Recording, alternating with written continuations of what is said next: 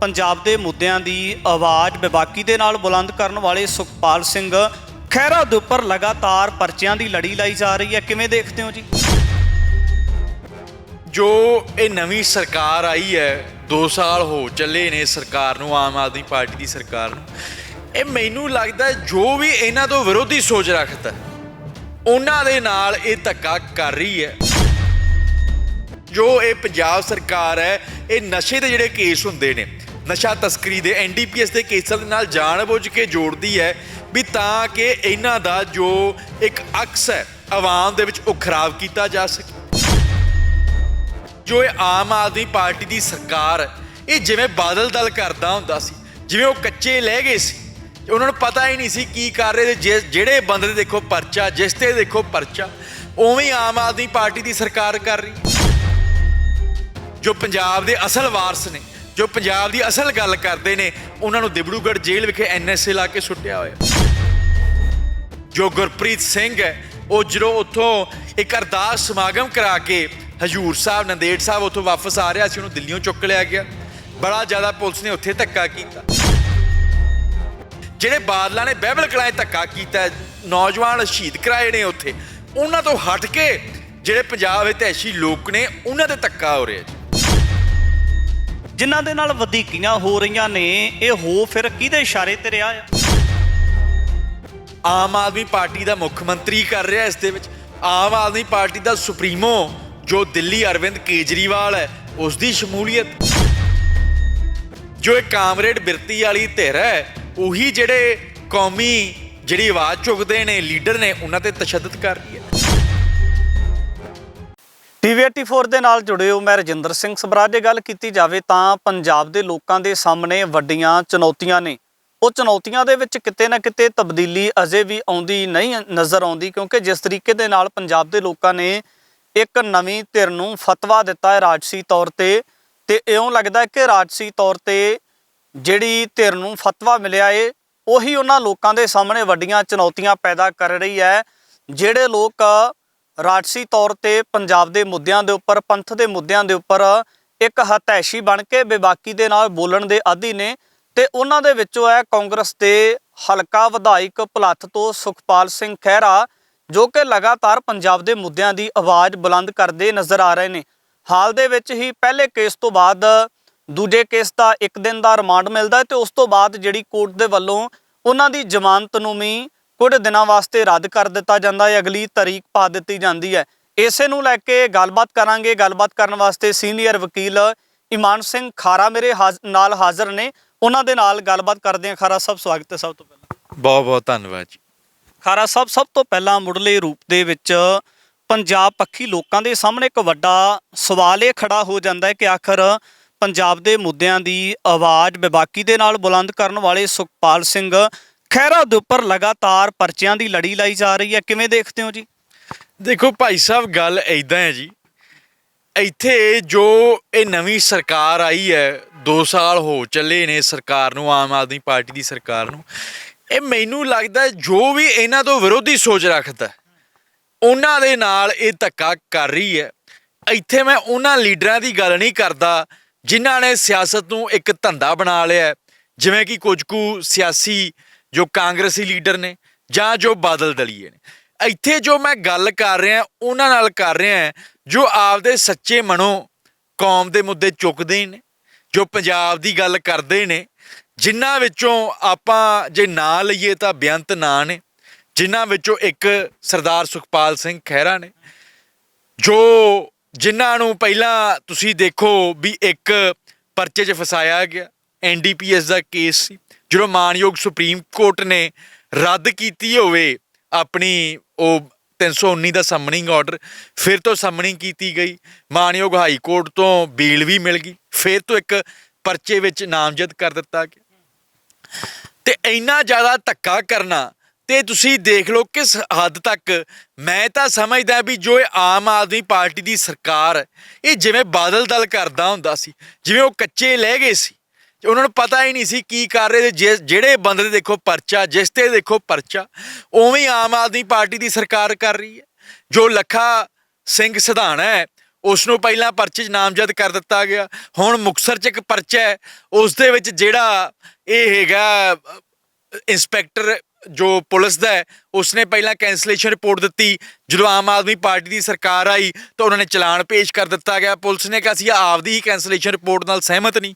ਮਲੋਟ ਦੇ ਜੋ ਜੱਜ ਸਾਹਿਬ ਕੋਲੇ ਇਹ ਪੈਂਡਿੰਗ ਹੈ ਕੇਸ ਉੱਥੇ। ਉਸ ਤੋਂ ਬਾਅਦ ਜੋ ਪੰਜਾਬ ਦੇ ਅਸਲ ਵਾਰਸ ਨੇ, ਜੋ ਪੰਜਾਬ ਦੀ ਅਸਲ ਗੱਲ ਕਰਦੇ ਨੇ, ਉਹਨਾਂ ਨੂੰ ਦਿਬੜੂਗੜ੍ਹ ਜੇਲ੍ਹ ਵਿਖੇ NSA ਲਾ ਕੇ ਸੁੱਟਿਆ ਹੋਇਆ। ਹੁਣ ਵਾਰਿਸ ਪੰਜਾਬ ਦੇ ਜਥੇਬੰਦੀ ਦਾ ਇੱਕ ਨੌਜਵਾਨ ਹੈ ਜੋ ਗੁਰਪ੍ਰੀਤ ਸਿੰਘ ਹੈ, ਉਹ ਜਦੋਂ ਉੱਥੋਂ ਇੱਕ ਅਰਦਾਸ ਸਮਾਗਮ ਕਰਾ ਕੇ ਹਜੂਰ ਸਾਹਿਬ ਨੰਦੇੜ ਸਾਹਿਬ ਉੱਥੋਂ ਵਾਪਸ ਆ ਰਿਹਾ ਸੀ, ਉਹਨੂੰ ਦਿੱਲੀੋਂ ਚੁੱਕ ਲਿਆ ਗਿਆ। ਬੜਾ ਜ਼ਿਆਦਾ ਪੁਲਿਸ ਨੇ ਉੱਥੇ ਧੱਕਾ ਕੀਤਾ। ਸੁਖਪਾਲ ਸਿੰਘ ਖਹਿਰਾ ਜੋ ਮੈਂ ਸਮਝਦਾ ਇੱਕ ਅਜਿਹਾ ਜੋ MLA ਹੈ ਜੋ ਪੰਜਾਬ ਦੀ ਹਰੇਕ ਮੁੱਦੇ ਤੇ ਇਸ਼ੂ ਤੇ ਜੋ ਬੋਲਦਾ ਬੇਬਾਕੀ ਦੇ ਨਾਲ, ਸਿੱਖ ਕੌਮ ਦੀਆਂ ਗੱਲਾਂ ਚੁੱਕਣੀਆਂ, ਬਾਈ ਦੀਪ ਸਿੱਧੂ ਦੇ ਹੱਕ ਦੇ ਵਿੱਚ ਖਲੋਣਾ, ਤਾਂ ਮੈਂ ਸਮਝਦਾ ਉੱਥੇ ਭਾਈ ਅੰਮ੍ਰਿਤਪਾਲ ਸਿੰਘ ਜਾਂ NSA ਵਾਲੇ ਜੋ ਧੱਕਾ ਕੀਤਾ ਪੰਜਾਬ ਸਰਕਾਰ ਨੇ, ਉਸ ਦੇ ਉਲਟ ਬੋਲਣਾ। ਤੇ ਮੈਨੂੰ ਲੱਗਦਾ ਇਹ ਜੋ ਪੰਜਾਬ ਹਿਤੈਸ਼ੀ ਜਿੰਨੇ ਲੋਕ ਨੇ ਇਹ ਸਾਰੇ ਇਸੇ ਚੀਜ਼ ਦਾ ਖਾਮਿਆਜਾ ਭੁਗਤ ਰਹੇ ਨੇ।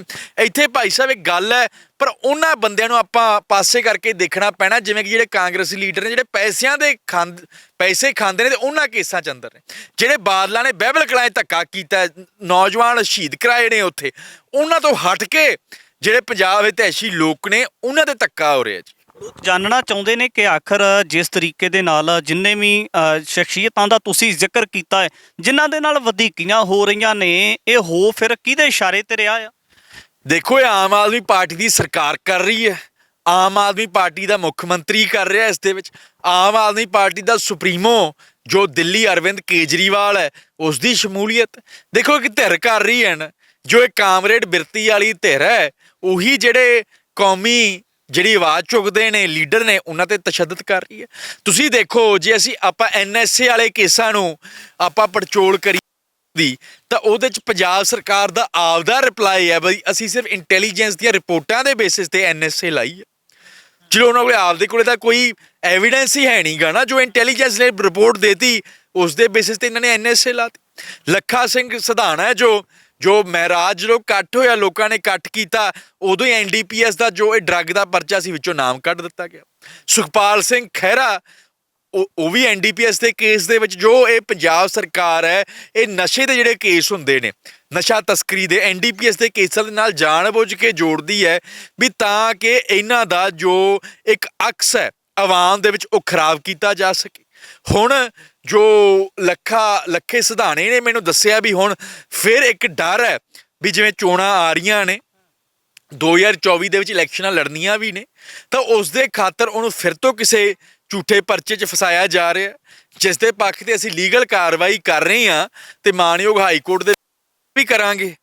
ਜਿਵੇਂ ਇਕੱਲੇ ਤੌਰ ਤੇ ਪੰਜਾਬ ਦੀ ਪੰਥ ਦੇ ਮੁੱਦਿਆਂ ਦੀ ਹਤੈਸ਼ੀ ਬਣ ਕੇ ਆਵਾਜ਼ ਬੁਲੰਦ ਕਰਨ ਵਾਲੇ ਲੋਕਾਂ ਨੂੰ ਕਿਤੇ ਨਾ ਕਿਤੇ ਲੈ ਕੇ ਖਦਸ਼ਾ ਪ੍ਰਗਟਾਇਆ ਜਾਂਦਾ ਹੈ, ਤੇ ਉੱਥੇ ਖਾਸ ਕਰ ਜਦੋਂ ਕੋਈ ਲੋਕਾਂ ਦਾ ਚੁਣਿਆ ਹੋਇਆ ਨੁਮਾਇੰਦਾ ਹੋਵੇ ਜਿਹਦੀ ਪਾਰਟੀ ਦਾ ਇੰਨਾ ਵੱਡਾ ਕੇਡਰ ਹੋਵੇ। ਅਸੀਂ ਕਾਂਗਰਸ ਪਾਰਟੀ ਦੇ ਨਾਲ ਜੁੜੇ ਹੋਏ ਸੁਖਪਾਲ ਸਿੰਘ ਖਹਿਰਾ ਦੀ ਗੱਲ ਕਰਦੇ ਹਾਂ, ਤੇ ਫਿਰ ਖਹਿਰਾ ਸਾਹਿਬ ਦੇ ਪਿੱਛੇ ਖੜਨ ਵਾਲੀ ਜਿਹੜੀ ਪਾਰਟੀ ਹੈ, ਜਿਹਦੀ ਪਾਰਟੀ ਦੇ ਨਾਲ ਲੱਗ ਕੇ ਖਹਿਰਾ ਸਾਹਿਬ ਕਾਰਜਸ਼ੀਲ ਰਹੇ ਨੇ, ਫਿਰ ਉਹ ਪਾਰਟੀ ਦੀ ਭੂਮਿਕਾ ਨੂੰ ਕਿਸ ਤਰ੍ਹਾਂ ਦੇਖਿਆ ਜਾਵੇ? ਉਹਨਾਂ ਦੇ ਪਿੱਛੇ ਖਾਸ ਤੌਰ ਤੇ ਕੇਵਲ ਬਿਆਨ ਤੱਕ ਸੀਮਤ ਰਹਿ ਕੇ ਕੋਈ ਖਾਸ ਭੂਮਿਕਾ ਨਾ ਨਿਭਾਈ ਜਾਣਾ।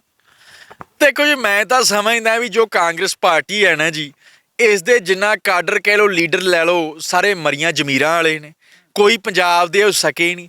ਜਿਨ੍ਹਾਂ ਦਾ ਪ੍ਰਧਾਨ ਹੀ ਟੀ-ਸ਼ਰਟ ਪਾਉਂਦਾ ਹੋਵੇ ਮਾਂ ਤੁਝੇ ਸਲਾਮ ਦੁਰ ਫੁੱਟੇ ਮੂੰਹ, ਇਹੋ ਜਿਹੇ ਬੰਦੇ ਜਿਹਨੇ ਤੁਹਾਡੇ ਹਰਮੰਦਰ ਸਾਹਿਬ ਨੂੰ ਢਹਿ ਢੇਰੀ ਕਰਤਾ, ਜਿਹਦੇ ਪੁੱਤਰ ਨੇ ਤੁਹਾਡੇ ਗਲਾਂ 'ਚ ਟਾਇਰ ਪਵਾਏ, ਬੇਪਤ ਕੀਤਾ ਸਿੱਖ ਬੀਬੀਆਂ ਨੂੰ, ਉਹਨਾਂ ਦੀਆਂ ਉਹ ਸ਼ਰਟਾਂ ਪਾਉਂਦਾ ਮਾਂ ਤੁਝੇ ਸਲਾਮ।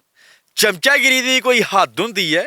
ਐਦੂ ਤਾਂ ਜੋ ਪੁਰਾਣੇ ਬਾਦਸ਼ਾਹ ਹੁੰਦੇ ਸੀ ਉਹ ਪੈਰ ਚੁੰਮ ਲੈਂਦੇ ਸੀ, ਇਸ ਹੱਦ ਤੱਕ ਤਾਂ ਨਹੀਂ ਗਿਰਦੇ ਸੀ ਵੀ ਤੁਸੀਂ ਜਿਨ੍ਹਾਂ ਨੇ ਜੋ ਦਿੱਲੀ ਦੇ ਵਿੱਚ ਸਾਰਾ ਕੁਛ ਕਰਾਇਆ, ਰੇਪ ਕਰਾਏ, ਮਰਡਰ ਕਰਾਏ, ਹਰਮੰਦਰ ਸਾਹਿਬ ਤੇ ਅਟੈਕ ਕਰ ਦਿੱਤਾ ਗਿਆ, ਪੰਜਾਬ ਦੇ ਉੱਪਰ 10 ਸਾਲ ਤਸ਼ੱਦਦ ਕੀਤੀ, ਉਸ ਮੁੱਖ ਮੰਤਰੀ ਨੂੰ ਇਸਲਾਮ ਠੋਕਦੇ ਨੇ, ਤਾਂ ਇਹ ਤਾਂ ਮੈਂ ਕਹੂੰਗਾ ਮਰੀਆਂ ਜ਼ਮੀਰਾਂ ਵਾਲਿਆਂ ਦੀ ਪਾਰਟੀ ਹੈ ਕਾਂਗਰਸ ਪਾਰਟੀ। ਜੋ ਕੋਈ ਸੁਹਿਰਦ ਬੰਦਾ ਹੈ, ਸਿਆਣਾ ਬੰਦਾ ਹੈ, ਉਹ ਕੋਈ ਇਹੋ ਜਿਹੀ ਪਾਰਟੀ ਦਾ ਹੱਥ ਨਹੀਂ ਫੜੂਗਾ।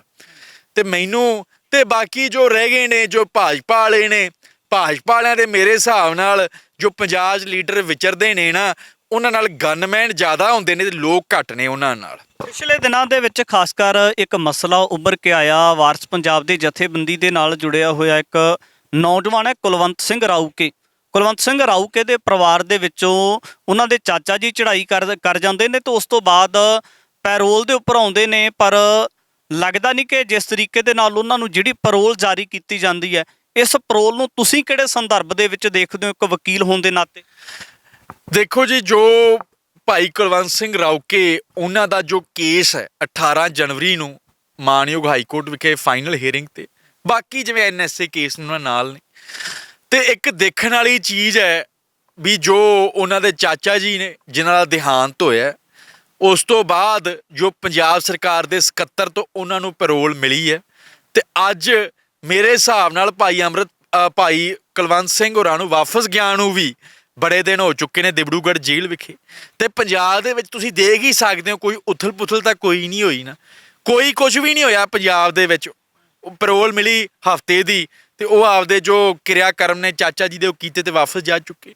ਕੋਈ ਪੰਜਾਬ ਦੇ ਵਿੱਚ ਅਸ਼ਾਂਤੀ ਤਾਂ ਨਹੀਂ ਫੈਲੀ, ਕੋਈ ਅਨਾਰਕੀ ਤਾਂ ਨਹੀਂ ਹੋ ਗਈ ਪੰਜਾਬ ਦੇ ਵਿੱਚ। ਜੇ ਕੁਝ ਵੀ ਨਹੀਂ ਹੋਇਆ ਤਾਂ ਫਿਰ ਐਨਐਸਏ ਕਿਹੜੀ ਗੱਲ? ਤੁਸੀਂ ਦੇਖ ਲਓ, ਪੈਰੋਲ ਦਿੱਤੀ ਤੇ ਮੈਂ ਵਕੀਲ ਹਾਂ, ਮੈਂ ਕੇਸ ਲੜ ਰਿਹਾ, ਮੈਨੂੰ ਨਹੀਂ ਮਿਲ ਦਿੱਤਾ ਉੱਥੇ ਜਦੋਂ ਸੀਆਈ ਸਟਾਫ ਦੇ ਵਿੱਚ ਰੱਖਿਆ। ਇੱਕ ਪਾਸੇ ਸਿੱਖਾਂ ਦਾ ਦੁਸ਼ਮਣ ਹੈ ਰਾਮ ਰਹੀਮ, ਗੁਰੂ ਗ੍ਰੰਥ ਸਾਹਿਬ ਮਹਾਰਾਜ ਦੀ ਰੱਜ ਕੇ ਬੇਅਦਬੀ ਕਰਾਈ, ਉਹਦੀ ਜਦੋਂ ਪੈਰੋਲ ਮਿਲਦੀ ਹੈ ਉਹਦੇ ਸਤਸੰਗ ਹੁੰਦੇ ਨੇ, ਕੋਈ ਰੋਕ ਟੋਕ ਨਹੀਂ, ਐਡਾ ਵੱਡਾ ਕਾਫਲਾ ਹੁੰਦਾ।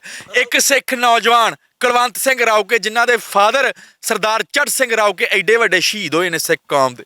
ਰਾਊਕੇ ਸਾਹਿਬ ਨੂੰ ਜਿਹੜੀ ਪੈਰੋਲ ਮਿਲਦੀ ਹੈ ਉਹ ਪੈਰੋਲ ਹੀ ਇਸ ਤਰੀਕੇ ਦੀ ਹੈ ਜਾਂ ਫਿਰ ਜਾਣ ਬੁੱਝ ਕੇ ਇਸ ਤਰੀਕੇ ਦੇ ਨਾਲ ਪੁਲਿਸ ਹਿਰਾਸਤ ਦੇ ਵਿੱਚ ਰੱਖਿਆ ਜਾਂਦਾ ਉਹਨਾਂ ਨੂੰ? ਦੇਖੋ, ਜਾਣ ਬੁੱਝ ਕੇ ਪੰਜਾਬ ਸਰਕਾਰ ਨੇ ਹਦਾਇਤਾਂ ਲਾਈਆਂ ਨੇ, ਰਿਸਟ੍ਰਿਕਸ਼ਨਸ ਲਾਈਆਂ ਨੇ ਉਹਨਾਂ ਨੇ ਜਾਣ ਬੁੱਝ ਕੇ ਵੀ ਪਰਿਵਾਰ ਤੋਂ ਬਾਅਦ। ਦੇਖੋ, ਜੇ ਆਪਾਂ ਸੰਵਿਧਾਨ ਦਾ ਜੋ ਆਰਟੀਕਲ 22 ਦੇਖੀਏ, ਜੋ ਆਰਟੀਕਲ 22 ਆਉਂਦਾ ਵੀ ਸਾਰਿਆਂ ਨਾਲੋਂ ਪਹਿਲਾਂ ਬੰਦੇ ਨੂੰ ਮਿਲ ਦੇਣਾ ਚਾਹੀਦਾ ਜਦੋਂ ਬੰਦਾ ਪ੍ਰੀਵੈਂਟਿਵ ਡਿਟੈਂਸ਼ਨ 'ਚ ਹੋਵੇ, ਐਨਐਸਏ ਵਰਗੇ ਕਾਨੂੰਨ 'ਚ ਹੋਵੇ, ਉਸਦੇ ਵਕੀਲ ਨਾਲ। ਵਕੀਲ ਦਾ ਹੱਕ ਐਸ ਪਰ ਕੌਨਸਟੀਟਿਊਸ਼ਨ ਸਾਰਿਆਂ ਨਾਲੋਂ ਪਹਿਲੇ ਨੰਬਰ ਤੇ ਬਣਦਾ, ਪਰਿਵਾਰ ਦਾ ਹੱਕ ਉਸ ਤੋਂ ਬਾਅਦ ਹੁੰਦਾ। ਤੇ ਉਹ ਇੱਥੇ ਆਉਂਦਾ ਹੈ ਤੇ ਵਕੀਲ ਨੂੰ ਮਿਲ ਨਹੀਂ ਦਿੱਤਾ ਜਾਂਦਾ, ਮੈਨੂੰ ਮਿਲ ਨਹੀਂ ਦਿੱਤਾ ਜਾਂਦਾ, ਤੇ ਉਸ ਤੋਂ ਬਾਅਦ ਜਾਣ ਬੁੱਝ ਕੇ ਰਿਸਟ੍ਰਿਕਸ਼ਨ ਲਾਈ ਵੀ ਜਾਊਗਾ, ਮਿਲੂਗਾ, ਕੁਝ ਬੋਲੂਗਾ। ਉਸ ਤੋਂ ਬਾਅਦ ਕੀ ਕੀਤਾ ਉਹਨਾਂ ਨੇ? ਉੱਥੇ ਹਦਾਇਤਾਂ ਲਾਈਆਂ, ਘਰੇ ਨਹੀਂ ਰਹਿਣਾ, ਘਰੇ ਨਹੀਂ ਜਾਣਾ, ਸਿਰਫ ਜਦੋਂ ਕੋਈ ਰੋਹ ਰੀਤਾਂ ਪਰਫਾਰਮ ਕਰਨੀਆਂ ਨੇ, ਜਿਸ ਬੰਦੇ ਦਾ ਦੇਹਾਂਤ ਹੁੰਦਾ, ਫੁੱਲ ਚੁਗਣੇ ਨੇ, ਅਖੰਡ ਪਾਠ ਸਾਹਿਬ ਦਾ ਪ੍ਰਕਾਸ਼ ਕਰਨਾ, ਭੋਗ ਪਾਉਣਾ, ਉਦੋਂ ਹੀ ਘਰੇ ਭੇਜਣਾ, ਉਹ ਵੀ ਗਾਰਡ ਲਾ ਕੇ ਭੇਜਣਾ। ਪਰਿਵਾਰ ਵਾਲਿਆਂ ਨੂੰ ਜੇ ਮਿਲਣਾ ਹੈ ਤਾਂ ਬੜਾ ਜ਼ਿਆਦਾ ਔਖਾ ਕਰ ਦਿੱਤਾ ਗਿਆ ਮਿਲਣਾ। ਕੋਈ ਬੋਲਣਾ ਨਹੀਂ ਕਿਸੇ ਬੰਦੇ ਦੇ ਨਾਲ, ਕੋਈ ਮੀਡੀਆ ਪਰਸਨ ਨੂੰ ਨਹੀਂ ਮਿਲਣਾ, ਤਾਂ ਬੜਾ ਜ਼ਿਆਦਾ। ਇੱਕ ਪਾਸੇ ਜੋ ਰਾਮ ਰਹੀਮ ਹੈ ਜੋ ਸਾਰਾ ਕੁਛ ਹੀ ਕਰਦਾ, ਜੋ ਜਿਸਨੇ ਗੁਰੂ ਗ੍ਰੰਥ ਸਾਹਿਬ ਮਹਾਰਾਜ ਦੀ ਬੇਅਦਬੀ ਕਰਾਈ ਤਾਂ ਉਸਦੇ ਜਿਹੜੇ ਦੀਵਾਨ ਲੱਗਦੇ, ਤੇ ਸਾਡੇ ਬੰਦੇ ਜਿਨ੍ਹਾਂ ਨੇ ਆਪਦੇ ਪਰਿਵਾਰਕ ਮੈਂਬਰ ਜੋ ਸ਼ਹੀਦ ਕਰਾ ਵਾਲੇ ਮੂਵਮੈਂਟ ਦੇ ਵਿੱਚ, ਤੇ ਤੁਸੀਂ ਲਾ ਲਓ ਉਹਨਾਂ ਤੇ ਇੰਨੀਆਂ ਜ਼ਿਆਦਾ ਹਦਾਇਤਾਂ, ਇੰਨੀਆਂ ਸਖਤੀਆਂ ਦਾ ਬੜਾ ਜ਼ਿਆਦਾ ਮੈਂ ਕਹੂੰਗਾ ਸਰਕਾਰ ਦਾ ਇੱਕ ਜੋ ਸਿੱਖ ਵਿਰੋਧੀ ਚਿਹਰਾ ਸਾਹਮਣੇ ਆਉਂਦਾ। ਲੋਕਾਂ ਦੇ ਸਾਹਮਣੇ ਤੇ ਇੱਕ ਆਸ ਦੀ ਕਿਰਨ ਜਾਗੀ ਹੈ ਕਿ ਸਾਲ ਦੇ ਕਰੀਬ ਸਮਾਂ ਹੋ ਚੱਲਿਆ ਉਹਨਾਂ ਨੌਜਵਾਨਾਂ ਨੂੰ ਪੰਜਾਬ ਤੋਂ ਬਾਹਰਲੀਆਂ ਜੇਲ੍ਹਾਂ ਦੇ ਵਿੱਚ ਭੇਜਿਆ ਹੋਇਆ, ਤੇ ਉਹਨਾਂ ਦੀ ਰਿਹਾਈ ਵਾਸਤੇ ਲੋਕਾਂ ਦੇ ਮਨਾਂ ਦੇ ਵਿੱਚ ਆਸ ਹੈ। ਪਰ ਕਿਤੇ ਨਾ ਕਿਤੇ ਲੱਗਦਾ ਨਹੀਂ ਕਿ ਫਿਰ ਇਹਦੇ ਸਾਹਮਣੇ ਜੇ ਇਸ ਤਰੀਕੇ ਦੀ ਪੈਰੋਲ ਮਿਲਦੀ ਹੈ, ਇੰਨੀਆਂ ਜ਼ਿਆਦੀਆਂ ਪਾਬੰਦੀਆਂ ਲਗਾਈਆਂ ਜਾ ਸਕਦੀਆਂ ਨੇ, ਫਿਰ ਰਿਹਾਈ ਦਾ ਰਸਤਾ ਦੂਰ ਨਜ਼ਰ ਆਉਂਦਾ ਹੈ। ਦੇਖੋ, ਜੋ ਅਸੀਂ ਇੱਕ ਕਾਨੂੰਨੀ ਲੜਾਈ ਜੋ ਹੈਗੀ ਹੈ ਉਹ ਲੜ ਸਕਦੇ ਹਾਂ, ਤੇ ਉਹ ਲੜ ਰਹੇ ਹਾਂ, ਮਾਨਯੋਗ ਹਾਈ ਕੋਰਟ ਵਿਖੇ ਲੜ ਰਹੇ ਹਾਂ। ਜੇ ਇੱਥੇ ਕੋਈ ਸਕਸੈਸ ਮਿਲਦੀ ਹੈ ਤਾਂ ਬੰਦੇ ਬਾਹਰ ਆ ਜਾਣਗੇ, ਜੇ ਸਾਡੇ ਕੋਈ ਉਲਟ ਫੈਸਲਾ ਹੁੰਦਾ ਹੈ ਤਾਂ ਅਸੀਂ ਸੁਪਰੀਮ ਕੋਰਟ ਚਲੇ ਜਾਵਾਂਗੇ। ਤੇ ਜੋ ਕੌਮ ਹੈ, ਕੌਮ ਵੀ ਸਾਥ ਦੇ ਰਹੀ ਹੈ। ਜੋ ਅਰਦਾਸ ਸਮਾਗਮ ਹੋ ਰਹੇ ਨੇ, ਜੋ 5 ਤਖ਼ਤਾਂ ਤੇ ਜੋ ਅਰਦਾਸ ਸਮਾਗਮ ਹੈਗੇ ਨੇ ਉਹ ਸੰਪੂਰਨ ਹੋ ਚੁੱਕੇ ਨੇ, ਬੜੀ ਚੜ੍ਹਦੀ ਕਲਾ ਦੇ ਵਿੱਚ ਸੰਗਤ ਨੇ ਸਾਥ ਦਿੱਤਾ। ਤਾਂ ਇਸ ਤੋਂ ਬਾਅਦ ਤਾਂ ਜੋ ਗੁਰੂ ਹਰਗੋਬਿੰਦ ਸਾਹਿਬ ਮਹਾਰਾਜ ਦੇ ਚਰਨਾਂ 'ਚ ਬੇਨਤੀ ਹੈ, ਉਹੀ ਇਹਨਾਂ ਦੀ ਬੰਦ ਖਲਾਸੀ ਜੋ ਕੌਮੀ ਨੌਜਵਾਨ ਨੇ ਉਹਨਾਂ ਦੀ ਕਰਾ ਸਕਦੇ ਨੇ। ਬਾਕੀ ਜੋ ਸਰਕਾਰ ਦਾ ਬੜਾ ਧੱਕਾ, ਤੁਸੀਂ ਦੇਖ ਲਓ, ਤੁਹਾਡੇ ਕੋਲੇ ਹੈ ਕੀ ਐਵੀਡੈਂਸ ਦੇ ਵਿੱਚ ਵੀ ਇਹ ਕੋਈ ਪੰਜਾਬ ਦੇ ਵਿੱਚ ਇਹਨਾਂ ਨੇ ਸ਼ਾਂਤੀ ਫਲਾਈ ਕੀ ਕੀਤਾ? ਇੱਕ ਨੂੰਹ ਦੇ ਵਿੱਚ ਜੋ ਐਡਾ ਵੱਡਾ ਗੱਡੀਆਂ ਨੂੰ ਅੱਗਾਂ ਲਾ ਦਿੱਤੀਆਂ ਗਈਆਂ ਹਰਿਆਣੇ ਦੇ ਵਿੱਚ, ਤੁਸੀਂ ਲਾ ਲਓ ਪੁਲਿਸ ਵਾਲਿਆਂ ਤੇ ਗੋਲੀਆਂ ਵੀ ਚੱਲੀਆਂ। ਮਣੀਪੁਰ ਦੇ ਵਿੱਚ ਕੀ ਕੁਛ ਹੋ ਰਿਹਾ, ਬੀਬੀਆਂ ਨੂੰ ਨੰਗੇ ਕਰਕੇ ਪਰੇਡ ਕਰਾਈ ਗਈ, ਹਥਿਆਰਬੰਦ ਮੂਵਮੈਂਟ ਚੱਲ ਰਹੀ ਆ ਉੱਥੇ। ਉੱਥੇ ਐਨਐਸਏ ਨਹੀਂ, ਇੰਨਾ ਉਹਨਾਂ ਨੂੰ ਜੇਲ੍ਹਾਂ ਤੋਂ ਬਾਹਰ ਨਹੀਂ ਸੁੱਟਿਆ ਜਾਂਦਾ। ਐਨਐਸਏ, ਜੇ ਆਪਾਂ ਐਨਐਸਏ ਦਾ ਇਤਿਹਾਸ ਦੇਖੀਏ, ਮੈਨੂੰ ਤਾਂ ਲੱਗਦਾ ਲੱਗੀ ਇਕੱਲੀ ਸਿੱਖ ਕੌਮ ਤੇ ਹੈ। 1984 ਤੋਂ ਬਾਅਦ ਜਿੰਨੇ ਆਗੂ ਜੋਧਪੁਰ ਭੇਜੇ ਸੀ, ਯੂਪੀ ਬਿਹਾਰ ਭੇਜੇ ਸੀ, ਮੱਧ ਪ੍ਰਦੇਸ਼ ਭੇਜੇ ਸੀ, ਉੜੀਸਾ ਭੇਜੇ ਸੀ, ਮਣੀਪੁਰ ਮਿਜ਼ੋਰਮ ਭੇਜੇ ਸੀ। ਉਦੋਂ ਤਾਂ ਚਲੋ ਅਕਾਲੀ ਦਲ ਵੀ ਸਹੀ ਹੁੰਦਾ ਸੀ, ਬਾਦਲਾਂ ਦਾ ਕਬਜ਼ਾ ਨਹੀਂ ਸੀ ਇੰਨਾ, ਤਾਂ ਉਦੋਂ ਉਹਨਾਂ ਤੇ ਵੀ ਐਨਐਸਏ ਲੱਗੀ ਸੀ ਅਕਾਲੀ ਲੀਡਰਾਂ ਤੇ। ਉਸ ਤੋਂ ਬਾਅਦ ਹੁਣ 30 ਸਾਲਾਂ ਤੋਂ ਬਾਅਦ ਐਨਐਸਏ ਲਾਈ ਗਈ, ਫਿਰ ਤੋਂ ਪੰਜਾਬ ਦੇ ਮੁੱਖ ਮੰਤਰੀ ਨੇ ਲਾਈ। ਜਿਹੜਾ ਆਂਦਾ ਮੈਂ ਪੰਜਾਬ ਦਾ ਪੁੱਤਰ ਹਾਂ, ਤੁਹਾਡਾ, ਉਹਨੇ ਐਨਐਸਏ ਲਾਈ। ਤੇ ਹਾਲੇ ਵੀ ਜਿਹੋ ਜਿਹੀ ਪਰੋਲ ਦਿੱਤੀ ਹੈ, ਮੈਨੂੰ ਨਹੀਂ ਲੱਗਦਾ ਵੀ ਇਹ ਕੋਈ ਆਪਦੇ ਵੱਲੋਂ ਛੋਟ ਦੇਣਗੇ, ਉਹਨਾਂ ਨੂੰ ਛੱਡਣਗੇ। ਤਾਂ ਬੜੀ ਜ਼ਿਆਦਾ ਗਲਤ ਗੱਲ ਹੈ ਜੀ। ਬਿਲਕੁਲ, ਪੰਜਾਬ ਦੇ ਮੁੱਦਿਆਂ ਦੀ ਅਤੇ ਪੰਜਾਬ ਦੀ ਜ਼ਮੀਨੀ ਪੱਧਰ ਦੇ ਉੱਪਰ ਆਵਾਜ਼ ਨੂੰ ਬੁਲੰਦ ਕਰਨ ਵਾਲੇ ਉਹਨਾਂ ਲੋਕਾਂ ਦੀ ਕਤਾਰ ਬਹੁਤ ਲੰਬੀ ਹੈ। ਸੁਖਪਾਲ ਖਹਿਰਾ ਤੋਂ ਲੈ ਕੇ ਭਾਈ ਅਮਰਤਪਾਲ ਸਿੰਘ ਦੇ ਸਮੇਤ ਤਮਾਮ ਸਾਰੇ ਜਿੰਨੇ ਵੀ ਨੌਜਵਾਨ ਨੇ, ਕਿਤੇ ਨਾ ਕਿਤੇ ਉਹਨਾਂ ਨੂੰ ਇਸ ਤਰੀਕੇ ਦਾ ਰਵੱਈਆ ਝੱਲਣਾ ਪੈ ਰਿਹਾ ਹੈ। ਤੇ ਆਖਰ ਨਿਜ਼ਾਮ ਦੇ ਉੱਪਰ ਬਹੁਤ ਵੱਡੇ ਸਵਾਲੀਆ ਚਿੰਨ੍ਹ ਨੇ। ਜਿਸ ਤਰੀਕੇ ਦੇ ਨਾਲ ਵਕੀਲ ਸਾਹਿਬਾਨ ਦੇ ਵੱਲੋਂ ਇੱਕ ਕਾਨੂੰਨੀ ਨਿਆਂ ਪ੍ਰਣਾਲੀ ਦੇ ਤਹਿਤ ਲੜਾਈ ਲੜੀ ਜਾ ਰਹੀ ਹੈ, ਆਖਰ ਕਦੋਂ ਤੱਕ ਫਾਈਟ ਕਰਕੇ ਜਿਹੜੇ ਨੌਜਵਾਨ ਜਾਂ ਜਿਹੜੇ ਪੰਜਾਬ ਪੱਖੀ ਧਿਰਾਂ ਦੇ ਨੁਮਾਇੰਦੇ ਜੇਲ੍ਹਾਂ ਦੇ ਵਿੱਚ ਨੇ, ਉਹਨਾਂ ਨੂੰ ਰਿਹਾ ਕਦੋਂ ਕਰਵਾਇਆ ਜਾ ਸਕਦਾ ਹੈ। ਬਹੁਤ ਸਾਰੇ ਭਵਿੱਖ ਦੇ ਉੱਪਰ ਸਵਾਲ ਨੇ। ਅੱਗੇ ਵੀ ਗੱਲਬਾਤ ਲੈ ਕੇ ਤੁਹਾਡੇ ਦਰਮਿਆਨ ਹਾਜ਼ਰ ਹੁੰਦੇ ਰਹਾਂਗੇ। ਧੰਨਵਾਦ।